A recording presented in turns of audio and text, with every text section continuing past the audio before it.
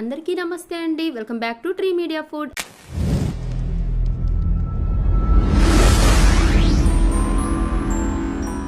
ఎలా ఉన్నారు అందరూ? కొన్ని కూరలు మాత్రమే కాదండి, ఎమోషన్ అని కూడా చెప్పొచ్చు. ఈ బంగాళదుంప పచ్చి కొబ్బరి కారం ఉంది చూశారు, ఇది నాకు ఎమోషన్ అనుకోవచ్చు. మా అమ్మమ్మ వాళ్ళ ఊరు గుర్తు చేస్తుందండి. మా అమ్మమ్మ వాళ్ళ ఊర్లో మా సైడ్ అసలు ఎటైనా సరే పెళ్లి భోజనము పప్పన్నం అంటే ఈ బంగాళదుంప పచ్చి కొబ్బరి కారం కంపల్సరిగా పెడతారండి.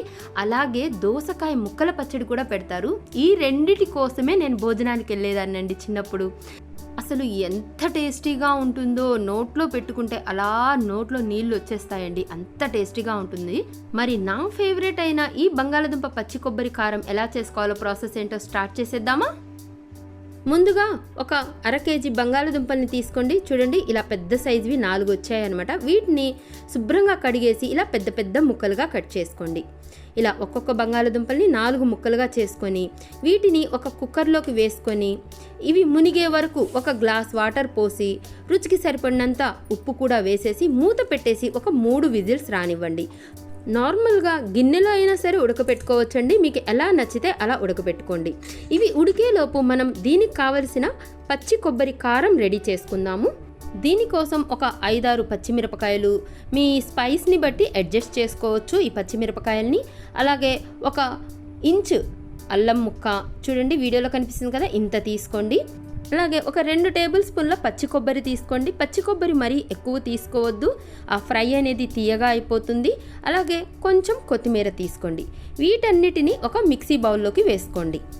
మీ టేస్ట్కి తగ్గట్టు ఈ ఉప్పు కారాలు అనేవి అడ్జస్ట్ చేసుకోవచ్చండి, ఎక్కువ తక్కువ చేసుకోవచ్చు అనమాట. ఇందులో 1 టీ స్పూను జీలకర్ర వేశాను. అలాగే రుచికి సరిపడినంత ఉప్పు కూడా వేసేసి పల్స్ మోడ్లో మిక్సీ తిప్పేసుకోండి. మరి మెత్తగా పేస్ట్ కాకుండా ఇలా కోర్స్లా చేసుకొని దీన్ని పక్కన పెట్టేసుకోండి. ఇప్పుడు ఇంకా 3 విజిల్స్ వచ్చేసాయండి. చూడండి, బంగాళదుంపలు బాగా ఉడికిపోయాయి. ఈ బంగాళదుంపల పైన ఇలా తొక్కు తీసేసేయండి, చాలా ఈజీగా వచ్చేస్తుంది. తొక్కు తీసేసాక పెద్ద పెద్ద ముక్కలుగా కట్ చేసుకోండి. చూడండి వీడియోలో కనిపిస్తుంది కదా, ఆ సైజు ఉంటేనే బాగుంటుందండి. సో కొంచెం పెద్ద పెద్ద ముక్కలుగా కట్ చేసుకొని ఒక ప్లేట్లో పెట్టేసుకోండి. ఇప్పుడు ఇంకా స్టవ్ ఆన్ చేసేసి ఒక గిన్నె పెట్టేసుకొని 2 లేదా 3 టేబుల్ స్పూన్ల ఆయిల్ వేయండి. ఆయిల్ హీట్ అయ్యాక 2 ఎండుమిరపకాయల్ని ఇలా తుంచి వేసేసుకోండి. ఆ తర్వాత 2 టేబుల్ స్పూన్ల తాలింపు గింజలు వేసుకోండి. ఇందులో పచ్చిశనగపప్పు, మినప్పప్పు, ఆవాలు, జీలకర్ర ఉంటాయండి. అవన్నీ వేసుకున్నాక 1 నిమిషం అలా వేయించేసి ఒక రెబ్బ కరివేపాకు కూడా వేయండి. ఇవి వేగిన తర్వాత ఒక గుప్పెడు ఉల్లిపాయ ముక్కలు వేసేసేయండి. వీటిని 1 నిమిషం పాటు దోరగా వేయించండి.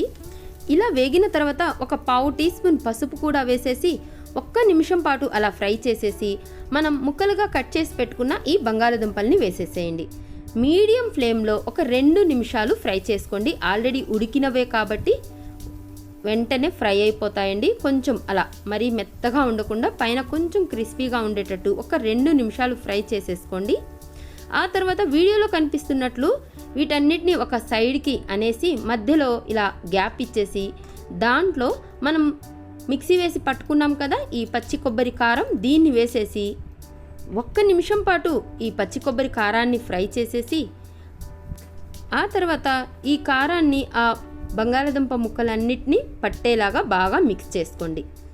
మిక్స్ చేసుకుంటూ మీడియం ఫ్లేమ్లో ఒక 3 to 4 మినిట్స్ వరకు ఫ్రై చేసుకోండి. ఆ పచ్చి కొబ్బరిది, ఆ పచ్చి మిరపకాయ, అల్లం, ఆ పచ్చి వాసన అంతా పోయి బాగా ఫ్రై అవ్వాలన్నమాట. ఒక 4 మినిట్స్ లేదా ఒక 5 మినిట్స్ వరకు అయినా సరే ఫ్రై చేసేసుకోండి.